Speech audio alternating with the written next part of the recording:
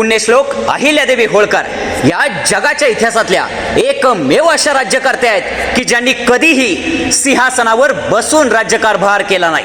तर अहिल्या मातेनं 29 वर्ष राज्यकारभार केला, तो एका पांढऱ्या घोंगडीवरती बसून. आत्ताच्या आपल्या राज्यकर्त्यांसमोर अहिल्या माता फार मोठा आदर्श ठेवून गेल्या.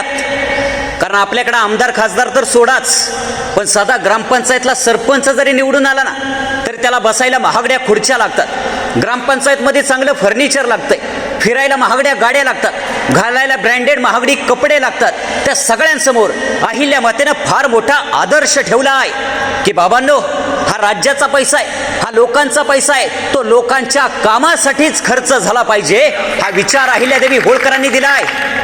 आणि असं अजिबात नाही की अहिल्या माता सिंहासनावरती बसू शकत नव्हत्या.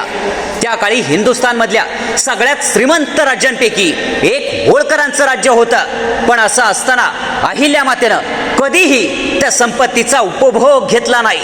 अरे राज्याची संपत्ती तर सोडाच, पण स्वतःचा खाजगी पैसा सुद्धा अहिल्या मातेनं लोकांच्या कामासाठी खर्च केला. हा अहिल्या मातेचा उदात्त विचार आहे.